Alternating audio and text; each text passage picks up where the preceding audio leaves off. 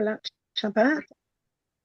and good Shabbat and Shabbat Shalom to everyone. So we're going to start off tonight with a Devar Torah from Morris. Over to you, Morris, now. Thank you very much. This was an idea that came to me. Jenny used to be a very good gardener. I was just the hired help. I was just a labourer. But it occurred to me that I might as well write this for her. In Shemot, Hashem says to Moses, I am come down to deliver them out of the hands of the Egyptians and to bring them out of the land into a good land and large, unto a land flowing with milk and honey. In Devarim, Moses says, For Hashem thy God bringeth thee to a good land, a land of brooks of water, of fountains and depths, springing forth from the valleys and hills, a land of wheat and barley, and vines and fig trees and pomegranates, a land of olive trees and honey. These 7 spices represent the staple food consumed by the Jewish people in biblical times. However, we can determine from these 2 statements that the land of Israel was a very fertile land. In addition to the provision of these staples, this fertile land produced an abundance of other plants, flowers and herbs, as well as flora with biblical associations. In fact, there are some 2,856 plants that have been recorded as native of Israel. Of these, some 110 are mentioned in the Bible. This evening, I will deal with a few of them. I can give sighs of relief all round.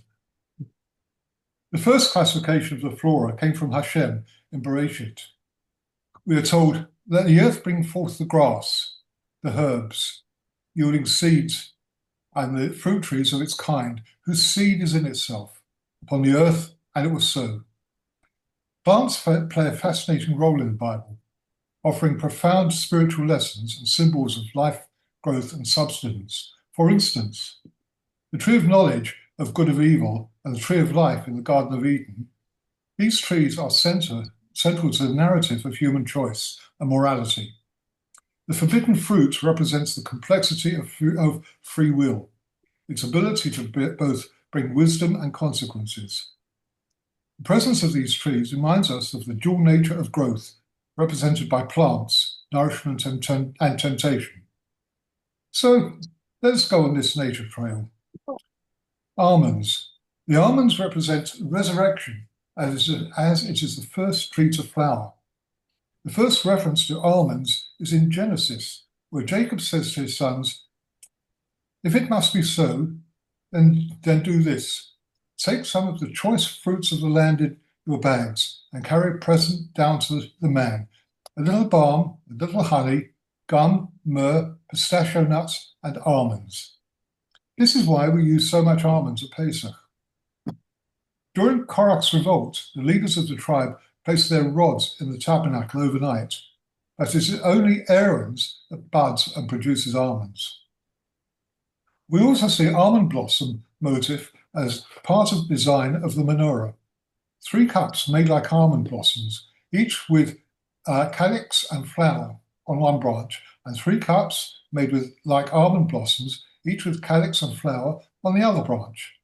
So, for 6 branches going out of the menorah, and on the menorah itself, there should be 4 cups made like almond blossoms, with their calyxes and flower. The cedar of Lebanon, is referred to throughout the Bible, and it's one of the main building materials of Solomon's temple. Flax. Planted in the winter in the Middle East and flowers in late spring, flax is one of the most beautiful crops when flowering, with beautiful light blue flowers that only open in the morning. Linen fabric is made from the cellulose fibers that grow inside the stalks of the flax plant and has many uses in biblical times. Most common was clothing, but it is also used for making wicks, shrouds, ship sails, and measuring lines.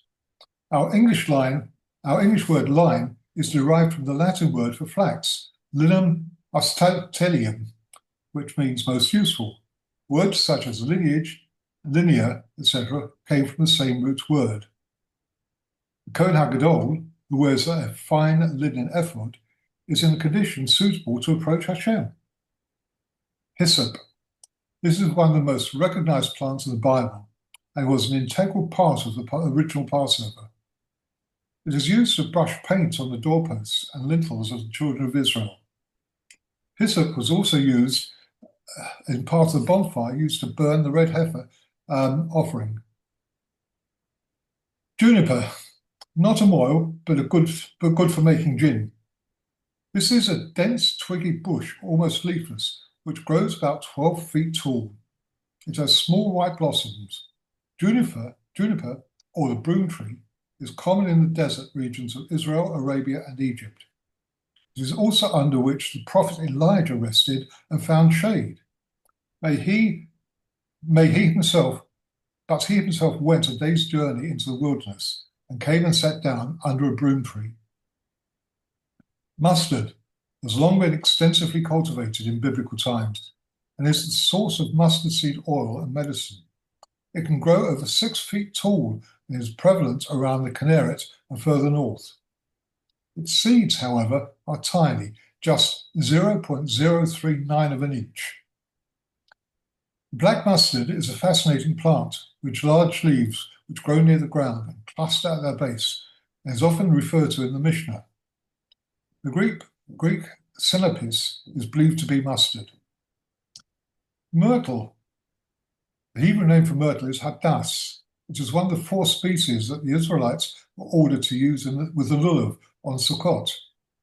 It was popular with the biblical and post-biblical populations of Israel, and its name was given to men, Asa, and to women, Hadassah, as in Mordecai was bringing up Hadassah, that is Esther, the daughter of his uncle, for she had neither father nor mother. Its lovely aromatic branches had many uses. The leaves of this tree are used in betrothal ceremonies and as remedies because they have oil-secreting glands, which are within the palisade tissues. Myrtle branches were often used as roofing material for the Sukkot. In summertime, flowers are white, star-shaped, with edible oil-like fruit. Myrtle is an evergreen shrub that can grow up to 6 feet tall. In Greeks, the myrtle is associated with Aphrodite. The olive tree is a significant plant in biblical times. Olives were pressed to make oil, used in lighting the menorah, cooking and smearing on the skin and hair. The first reference to the olive in the Bible is the olive leaf. And the dove came back to him in the evening, and behold, in her mouth was a freshly plucked olive leaf. So Noah knew that the waters had subsided from the earth. The olive tree does not become very tall and lives for up to 1,000 years, producing fruit during its long life. Trunks often become garnered, bent, and hollow inside. Yet the tree continues to produce fruits. Its unique root is the secret of its survival in its dry, rocky habitat. To produce a good crop, however, the tree needs a great deal of attention, and throughout the year, careful pruning and cultivating and fertilizing. One of the most recognizable plants in the Bible is the palm, or date palm. The first reference to the date palm is when the children of Israel entered the desert after leaving Egypt. At Elim, they encountered palm trees. The honey mentioned earlier in describing the land is in fact date honey. You may be surprised to find papyrus on the list of plants in the Bible. This tropical plant is found on some coastal riverbanks. The triangular stem of the papyrus plant was used in ancient Egypt for everyday items like boxes, mats, and ropes. It's also reported that they were able to make boats out of these plants too. Papyrus is one of the earliest forms of paper and was used by ancient Egyptians in the Near East and in the Mediterranean. The basket in which Moses' mother hid him on the banks of the Nile was made of papyrus. Of all the plants in the Bible, one of the most familiar are pomegranate. The pomegranate is featured in the Song of Songs. The aroma and beauty of its flowers are said to represent the awakening of spring. Though the fruit is included in several species which bless the land, it was not the staple of the Israeli diet, such as the fig or the date. The pomegranate is a fruit that has been used for centuries to treat ailments ranging from skin conditions and stomach problems. In ancient Rome, people would make ink out of its bark, or use it as an ingredient when dyeing textiles due to the high levels of pigment which can produce deep colors. Pomegranates are also used to decorate the priest's robe in the temple. On its hem, you shall make pomegranates of blue and purple and scarlet yarns around the hem, with bells of gold between them, golden bell and a pomegranate, a golden bell and a pomegranate around the hem of the robe. In conclusion, the plants of the Bible remind us of life's fragility, renewal, and divine connection. From the Eden narrative to the Psalms, they guide us to appreciate growth, sustain hope, and nature our spiritual roots. May we take these lessons to heart as we cultivate our faith and actions in the garden of our lives. Shabbat Shalom. Shakach, Morris. That was very interesting. Thank you very much. Okay, now we